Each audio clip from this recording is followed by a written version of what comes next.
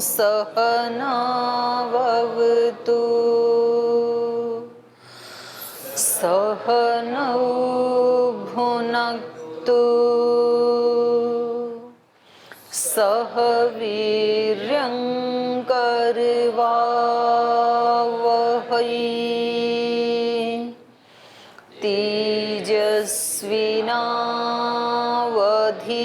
तेजस्विनावधीतमस्तु मा विद्विषावहै। ॐ व्रतानां व्रतपते व्रतं चरिष्यामि तच्छकीयं तन्मे राध्यताम् इदमहमनृतात् सत्यमुपैमि। ॐ शान्ति शान्ति शान्तिः।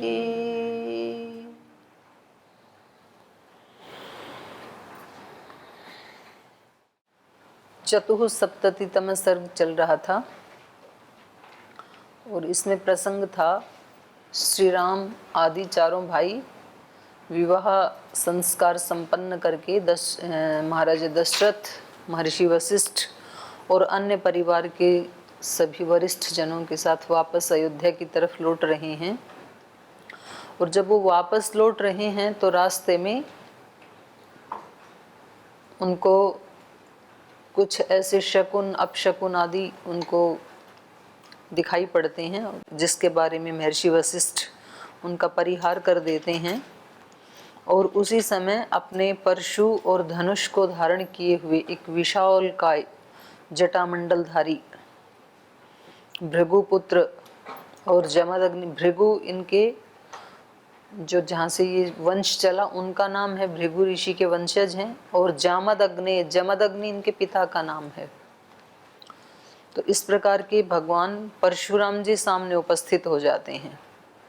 उनका तेज ऐसा है कि कोई सामान्य व्यक्ति उसकी तरफ देख भी नहीं सकता है, अर्थात सूर्य के समान तेजस्वी हैं वो, कालअग्नि के समान दुस्सह हैं, जिसको सहा न जाए।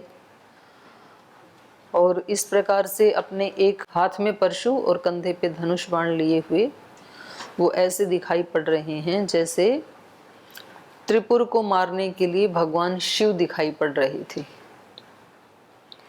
तो ये वर्णन चल रहा था। इसमें आपका कोई प्रश्न है तो पूछ सकते हैं पहले। जी बोलिए। माइक दे दो पीछे। ओम दीदी माता सीता के जब अयोध्या जा रहे तो उसके पीछे 100 कन्या और दासी भी भेजे, ये हम नहीं समझे इसको।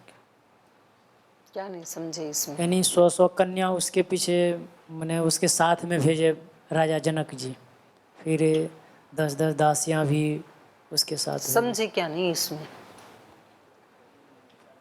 अभी तो जो वर्तमान में जब जा रहे हैं कोई बहन जी के साथ जो जा रहे हैं वह ससुराल, तो उसके साथ तो कोई ऐसा दासियां नहीं भेजते हैं। तो वो कौन सी जनक की पुत्रियां हैं? जो आजकल जो राजा हैं उनके काफिले में आज भी 100-200 व्यक्ति चलते ही हैं। क्यों नहीं चलते? कोई सीएम पीएम जब जाते हैं तो कितनी गाड़ियां जाती हैं। तो ये तो राजा हैं, तो इनके साथ इतने लोग जाएं तो कौन सा आश्चर्य है। ये तो मतलब कोई ज़्यादा गंभीर प्रश्न नहीं है। हम श्रद्धेय स्वामी जी महाराज के साथ 4 साल तक पूरे देश में भारत स्वाभिमान यात्रा की, तो उसमें 30-35 गाड़ियां सामान्य रूप से होती ही थी।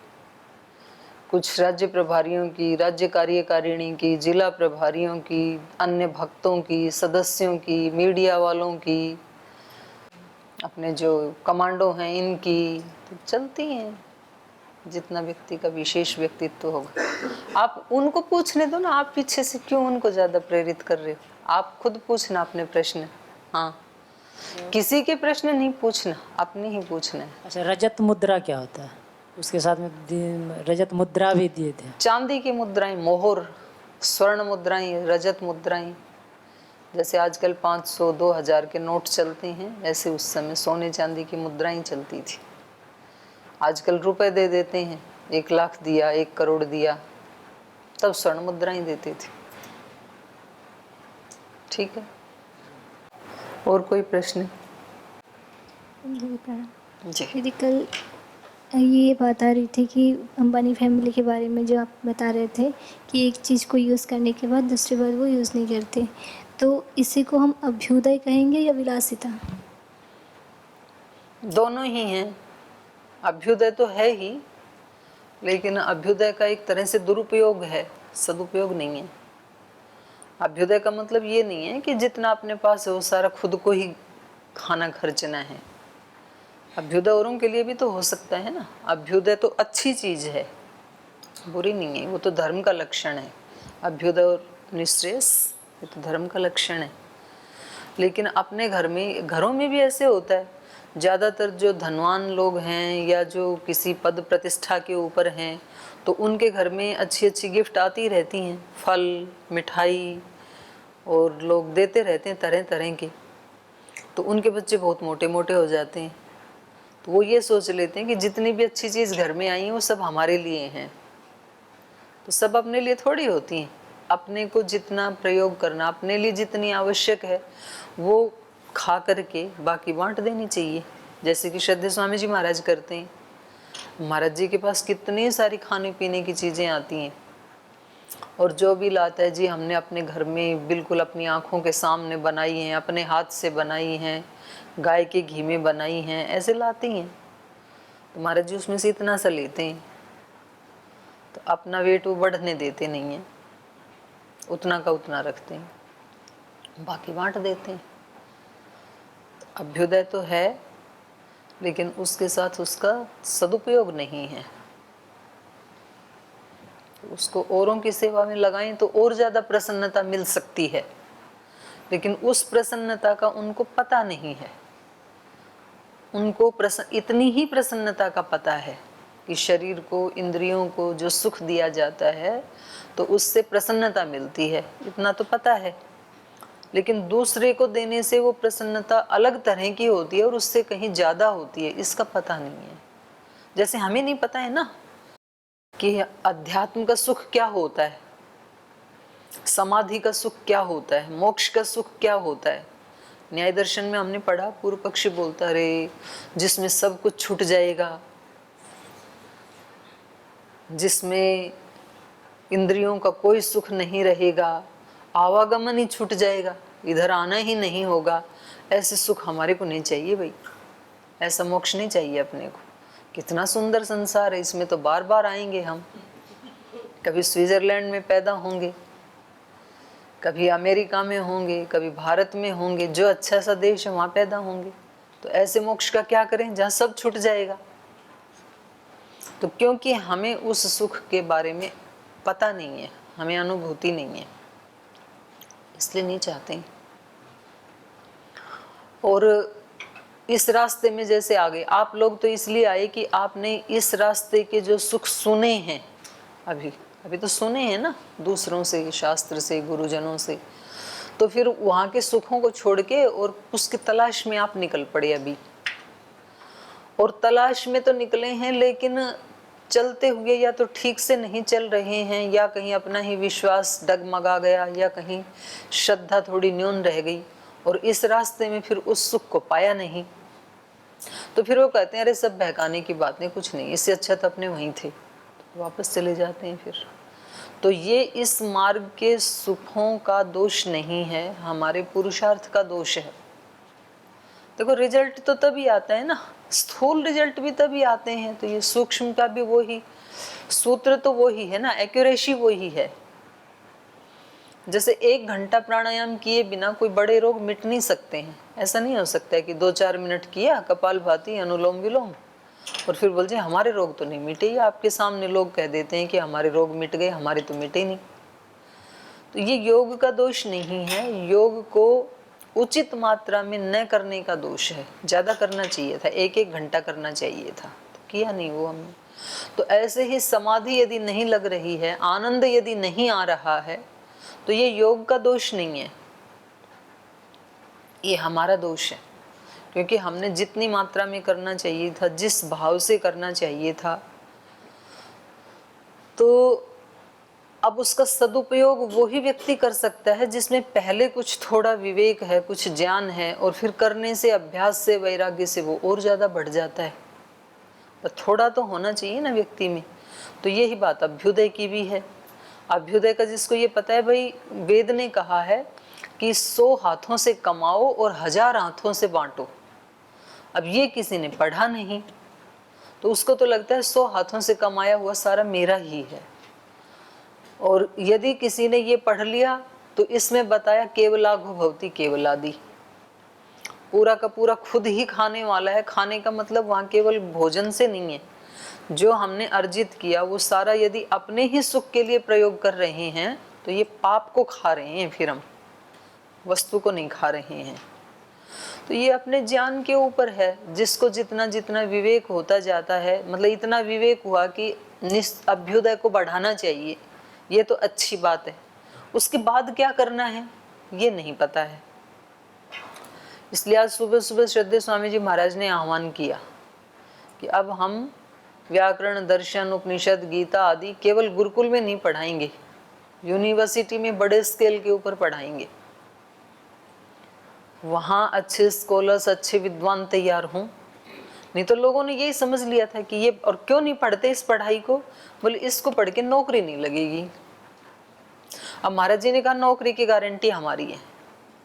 जिसने भी दर्शन से, व्याकरण से, प्रस्थानत्रयी से, वैदिक डिप्लोमा, इस शिक्षा को ग्रहण किया, उनको नौकरी हम देंगे। उनको एक दिन भी हो सकता है कोई डॉक्टर, इंजीनियर तो उसको नौकरी ना मिले। आजकल 10-15 हज़ार में इंजीनियर बेचारे नौकरी कर रहे हैं, ऐसी हालत हो गई। लेकिन इनकी नौकरी बिल्कुल पक्की है। तो पढ़ेंगे लोग, क्यों नहीं पढ़ेंगे? मतलब करना क्या है, व्यक्ति तो इसलिए छोड़ देता है ना उन चीज़ों को कि भाई ये पता नहीं मेरे जीवन की आजीविका चलेगी कि नहीं चलेगी। तो ये ज्ञान नहीं है। और ज्ञान का नाश इसीलिए हुआ क्योंकि इस विद्या का लोप हो गया। अब ये विद्या यदि पढ़ी होती तो बहुत बड़ा उपकार हो सकता था इतने पैसे से। अब मतलब 300 करोड़ का एरोप्लेन बर्थडे में गिफ्ट देना, 300 करोड़ में तो कोई बहुत बड़ा प्रोजेक्ट चल सकता था जिसमें लोगों की भलाई हो, लेकिन पता नहीं है उनको। तो पता होना, थोड़ा विवेक होना बहुत जरूरी है। और उसके बाद वो करना, ये अगली बात है। केवल ज्ञान हमारी रक्षा नहीं करेगा, उस ज्ञान को जीना वो हमारी रक्षा करेगा। केवल मात्र ज्ञान नहीं करेगा, शाब्दिक ज्ञान, बौद्धिक ज्ञान रक्षा नहीं करेगा। एक सीमा तक तो करेगा। आपको ये ज्ञान है कि आगे खड्डा है और इसमें गिरने से चोट लग जाएगी, ये ज्ञान तब तक ही रक्षा करेगा जब आप उस खड्डे में नहीं गिरेंगे। जो ज्ञान है उसका पालन भी तो करना है। ज्ञान तो है नहीं गिरना, और फिर भी डाक मार रहे हैं, उसी में छलांग लगा रहे हैं, तो हड्डी पसली टूटेंगी, क्योंकि अपने ज्ञान को जिया नहीं, सदुपयोग नहीं किया।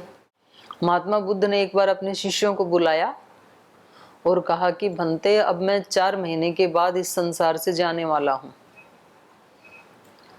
तो आप लोगों को जितना मेरा सदुपयोग करना है आप कर लीजिए। तो अब उनके शिष्य जो हैं वो, कोई रोने लग गया, कोई चिल्लाने लग गया, कोई कोने में जाके रो रहा है, कोई डिप्रेशन में जा रहा है, कोई कुछ कर रहा है, कोई चर्चाएं कर रहे हैं आपस में, ये सचमुच ऐसे होगा क्या, या ऐसे ही कह रहे हैं। तो एक तरह से पूरा बैलेंस बिगड़ गया। उनमें से एक व्यक्ति था, उसने अपने मन में सोचा भाई ये तो 4 महीने के बाद चले जाएंगे, और इतने बड़े युग पुरुष के साथ रहते हुए भी आज तक तो मैंने ज्ञान को प्राप्त किया नहीं, मैंने तो आत्मदर्शन किया नहीं। ये तो बोलते थे आपो दीपो भव, और मैं तो अपना दीपक बन नहीं पाया। तो ऐसा करता हूँ, अब सब छोड़ छाड़ के वो मौन हो गया कि पूरा का पूरा जो है समय और शक्ति इसी पे खर्च कर देता हूँ। हर समय ध्यान, हर समय सजग करता ही रहूं। तो सब लोगों ने देखा कि भाई ये तो मौन हो गया, बोलता ही नहीं है, और बिल्कुल कट ऑफ हो गया सब चीज़ों से। तो उन्होंने पहले तो पूछा कि आप इतने शोक में डूब गए हो, किसी से कुछ बात कर लो, लगता है आपको ज्यादा ही सदमा लग गया, उससे भी ज्यादा है तो थोड़ा रो लो, रोने से निकल जाएगा।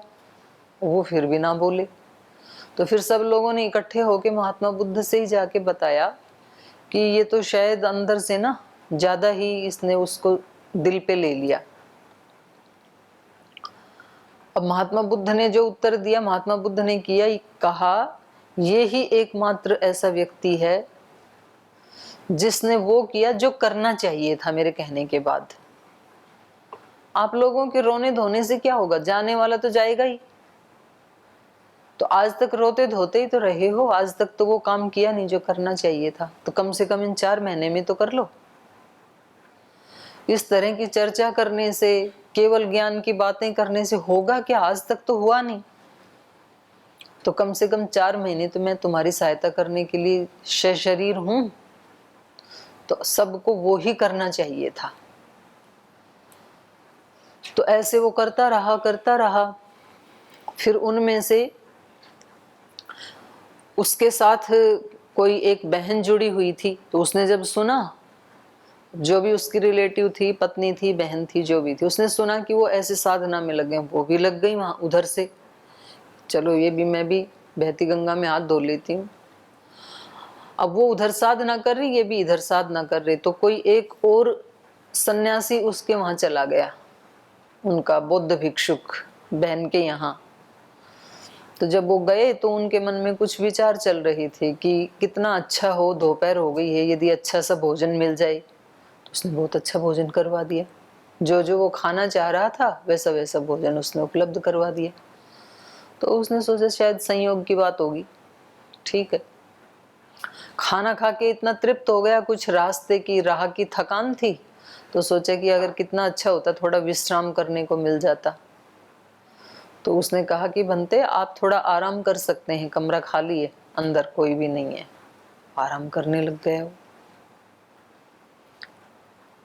फिर उसने सोचा कि कितना अच्छा होता यहाँ पर कोई व्हीकल आ जाता और मैं वापस बैठ के चला जाता, पैदल नहीं जाना पड़ता।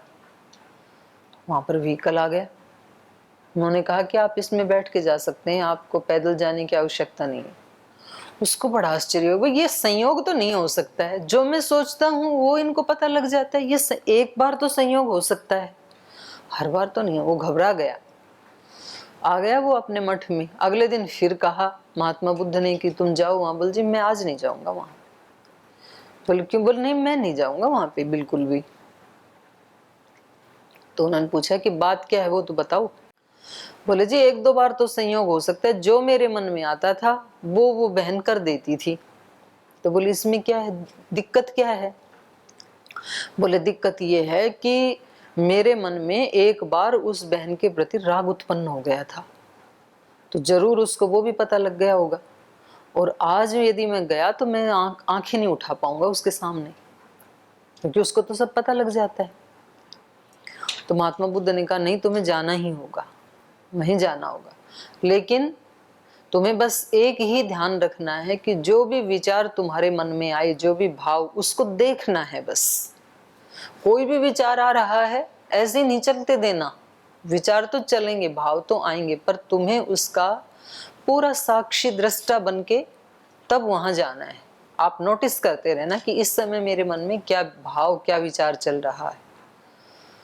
तो उसने ऐसे ही किया। वो जब से निकला तो एकदम अपने मन को निर्देश दे दिया कि कोई भी नेगेटिव विचार नहीं आना चाहिए, कोई भी अभद्र विचार नहीं आना चाहिए, कोई भी अनैतिक भाव नहीं आना चाहिए। ऐसे वो सजग रहा, और सजग रहा तो आया ही नहीं, क्योंकि मन तो हमारा एक यंत्र है। तो उसने बड़े अच्छे से उस दिन पूर्ण संतुष्टि के साथ वो वापस लौटा।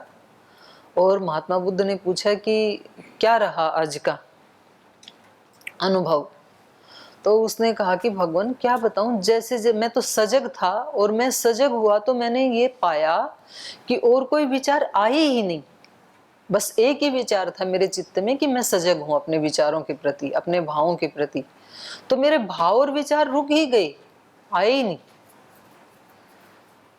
तो महात्मा बुद्ध ने कहा यही एक सूत्र है बस, बुद्धत्व को पाने का। बस इसको पकड़ के रखना, इसको छोड़ना मत। आज आप सजग रहे तो आपने पाया कि कोई परेशानी नहीं थी, आपको कहीं भी भेजा जाए। यही सूत्र है जिससे अभयता को प्राप्त किया जा सकता है। अभयम सत्व संशुद्धिर, ये श्लोक तो छोटे बच्चों ने भी रट रखा है और बड़ों ने भी रट रखा है। दैवी संपद की शुरुआत कहां से होती है? अभयम। लेकिन व्यक्ति भयभीत तो रहता है, लेकिन यदि वो अपने प्रति सजग है, जागरूक है, तो बेशक उसमें कुछ वीकनेस, कुछ कमजोरियां भी क्यों ना हो, वो व्यक्ति जागरूक है तो उसको दिखेगा कि ये मेरी कमजोरी है, इसको हटा देता हूं। और जो उसकी कमजोरी नहीं है, वो लाख दुनिया उसके बारे में बोलती रहे, उसको पता है ना नहीं है, नहीं है तो वो अभय रहेगा। बोलने वाला भयभीत रहेगा फिर कि मैं बोल तो रहा हूं पर मेरे पास कोई प्रमाण तो है नहीं, इनको पता लग गया तो मेरा क्या बनेगा, ये मेरे को क्या कहेंगे, तो वो होता रहे भयभीत। ये साधक भयभीत नहीं होगा। तो ये थोड़ा विवेक भी अगर उसको अप्लाई किया जाए, उसको प्रैक्टिकल किया जाए, तो फिर और ज्यादा ज्ञान उसको अपने आप होता है। लेकिन थोड़ा तो एक बार गुरुजनों से लेना पड़ता है। तो इसलिए हमारी शिक्षा व्यवस्था ही ऐसी थी। पहले शब्द ज्ञान गुरु से ऐसे सुना, फिर उस पे मनन किया, फिर उसमें निधिध्यासन ध्यान किया, उसको जिया, फिर वैसा ही व्यवहार काल में जो था वैसा ही जिया।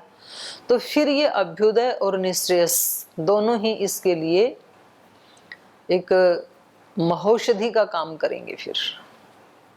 फिर अभ्युदय बांधेगा नहीं इस व्यक्ति को, उसको विलासिता में नहीं डालेगा। तो ये शिक्षा का ही प्रभाव है।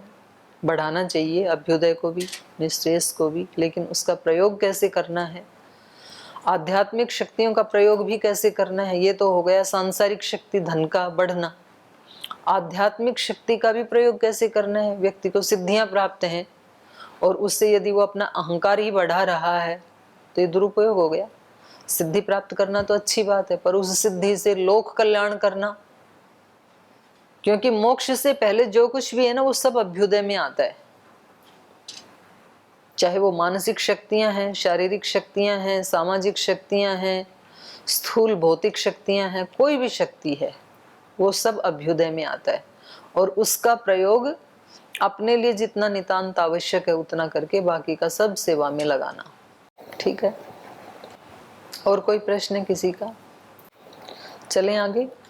चलिए, तो इन्होंने भीम संकाशम जटा मंडलधारिणम ददर्श भार्गवम जामदग्नेयम राजा राज विमर्दनम। राजाओं का मान मर्दन करते थे ये, क्षत्रियों का।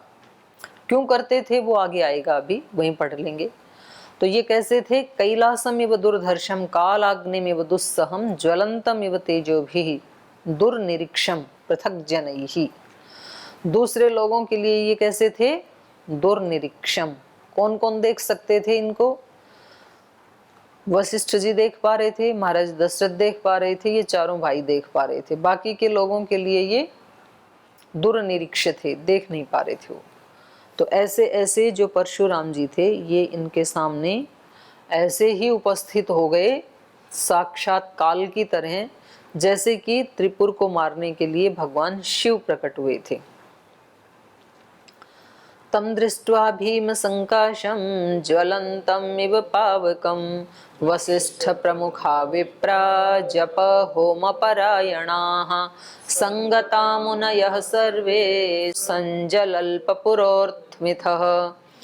कश्चित् पित्रे वधामर्षि क्षत्रं नोत्सादयिष्यति पूर्वं क्षत्रवधं कृत्वा गतमन्युर्गतज्वरः क्षत्रस्योत्सादनं भूयो न खल्वस्य चिकीर्षितम् एवम् उक्त्वा मध्यमादाय भार्गवं भीमदर्शनं ऋषयो राम रामेति मधुरं वाक्यमब्रुवन् प्रतिगृह्यं तु तं पूजां ऋषिं दत्तां प्रतापवान् रामं दाशरथिं रामो जामदग्न्योऽभ्यभाषत। तम भीम संकाशम दृष्ट्वा ज्वलंतम इव पावकम, पावकम इव ज्वलंतम, अग्नि की तरह जाज्वल्यमान अर्थात तेजस्वी तेजस्वी, भीम संकाशम विशालकाय, तम दृष्ट्वा ऐसे उस परशुराम जी को देख करके, प्रमुखा विप्राहा वशिष्ठ जप होम परायणाः, जो हमेशा जप करते रहते थे, हवन करते रहते थे, ऐसे जो महर्षि वशिष्ठ और अन्य भी जो प्रमुख ऋषिगण थे वो सब भी संगता मुनयः सर्वे संजल्पु अथो मिथः, अथ इसके बाद जब उनको ऐसे देखा तो सर्वे मुनया संगता, सारे मुनि इकट्ठे होकर के, संजल्पु उनको कहने लगे, उनसे इस तरह से निवेदन किया। जब उनको ऐसे देखा अग्नि के समान भयानक, जाज्वल्यमान और भीम संकाशम, एक प्रतिशोध के भाव में थे, तो कह रहे हैं ये जो जप होम आदि करने वाले थे ये सब भी भयभीत हो गए, भाई इनका तो आज रुद्र रूप दिखाई दे रहा है। तो इसलिए सर्वे मुनय संगता अथ मिथः संजल्पु, सारे के सारे मुनि इकट्ठे होकर के, मिथ मतलब झुंड बना करके, इकट्ठे होकर के, संगता का अर्थ भी वही है, संजल्पु, उनसे ये निवेदन किया। कच्चित् पितृवध अमर्षि क्षत्रं नोत्सादयिष्यति, पूर्वं क्षत्रवधं कृत्वा गतमन्यो गतज्वर, क्षत्रस्योत्सादनं भूयो न खलु अस्य चिकीर्षितम्। करें कच्चित पितृवध अमर्षि, अपने पिता के वध को सहन न करने वाला, मर्ष सहने, अमर्ष मतलब न सहन करना, अमर्षि सहन न करने वाला, पितृवध अमर्षि, इन्होंने अपने इनके पिता का वध कर दिया था, उनका सिर काट दिया था जब वो तपस्या में बैठे थे जमदग्नि, तो इनको वो सहन नहीं हुआ। तो अपने पिता के वध को सहन न करने वाले, क्षत्रम न उत्सादयिष्यति, पूर्वम क्षत्रवधम कृत्वा गतमन्यो गतज्वर, तो इन्होंने कई बार तो क्षत्रियों को पूर्ण रूप से नष्ट कर दिया था, सारी पृथ्वी को ही क्षत्रियों से रहित कर दिया था। कितनी बार? 21 बार, 21 बार। तो कह रहे हैं करके ऐसा, क्षत्रवधम कृत्वा, ऐसे क्षत्रियों का वध करके, गतमन्यो गतज्वर, इनका क्रोध, इनका प्रतिशोध वो सब शांत हो गया था पूर्वम पहले। और इन्होंने क्या कहा था? क्षत्रस्य उत्सादनम भूयः न खलु अस्य चिकीर्षितम। तो इन्होंने क्या किया था कि अब मैं, पहले बीच वाली पंक्ति का अर्थ होगा, फिर ऊपर वाली पंक्ति का होगा। पूर्वम क्षत्रवधम कृत्वा गतमन्यो गतज्वर कश्चित पितृवध अमर्षि क्षत्रम न उत्सादयिष्यति। आपस में वो बात कर रहे थे ना कि भाई ये तो साक्षात काल रूप लग रहा है, तो लगता है कि आज हमारा भी काल आ गया, क्योंकि क्षत्रियों को ये छोड़ते नहीं थे। तो फिर किसी दूसरे ने कहा कि नहीं, बहुत पहले ही, पूर्वम क्षत्रवधम कृत्वा, क्षत्रियों का वध करके ये गतमन्यु और गतज्वर, इनका गुस्सा शांत हो गया था।